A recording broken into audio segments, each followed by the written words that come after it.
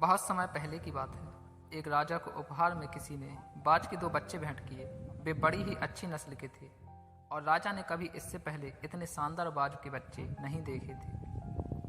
राजा ने उनकी देखभाल के लिए एक अनुभवी आदमी को नियुक्त किया। जब कुछ महीने बीत गए तो राजा ने बाजों को देखने का मन बनाया और उस जगह पहुंच गए जहां उन्हें पाला जा रहा था। राजा ने देखा कि दोनों बाज काफ़ी बड़े हो चुके हैं और अब पहले से भी शानदार लग रहे हैं।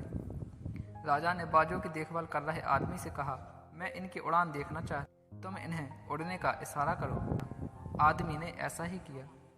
इशारा मिलते ही दोनों बाज उड़ान भरने लगे, पर जहां एक बाज आसमान की ऊंचाइयों को छू रहा था, वहीं दूसरा कुछ ऊपर जाकर वापस उसी डाल पर आकर बैठ गया जिससे वो उड़ा था। ये देख राजा को कुछ अजीब लगा। क्या बात है, जहां एक बाज इतनी ऊंचाई पर उड़ रहा है, वहीं ये दूसरा बाज उड़ना ही नहीं चाह रहा। राजा ने सवाल किया, जी हुजूर, इस बाज के साथ शुरू से ही यही समस्या है, वो इस डाल को छोड़ता ही नहीं है। राजा को दोनों ही बाज प्रिय थे और वो दूसरे बाज को भी उसी तरह उड़ना देखना चाहता था। अगले दिन पूरे राज्य में ऐलान कराया गया कि जो व्यक्ति इस बाज को ऊंचा उड़ाने में कामयाब होगा उसे ढेरों इनाम दिया जाएगा। फिर क्या था, एक से एक विद्वान आए और बाज को उड़ाने का प्रयास करने लगे। जाने के बाद भी बाज का वही हाल था, जो थोड़ा सा उड़ता और वापस डाल पर आकर बैठ जाता।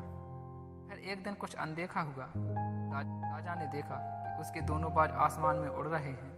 उन्हें अपनी आंखों पर यकीन नहीं हुआ और उन्होंने तुरंत उस व्यक्ति का पता लगाने को कहा जिसने एक कारनामा कर दिखाया था। वह व्यक्ति एक किसान था। अगले दिन वह दरबार में हाजिर हुआ। उसे इनाम में स्वर्ण मुद्रा भेंट करने के बाद राजा ने कहा, मैं तुमसे बहुत प्रसन्न हूँ। बस तुम इतना बताओ कि जो काम बड़े बड़े विद्वान नहीं कर सके वो तुमने कैसे कर दिखाया। मालिक, मैं तो एक साधारण सा किसान हूँ। मैं ज्ञान की ज़्यादा बातें नहीं जानता। मैंने तो बस वो डाल काट दी जिस पर बैठने का बाज आदी हो चुका था, और जब वो डाल ही नहीं रही तो वो भी अपने साथी के साथ ऊपर उड़ने लगा।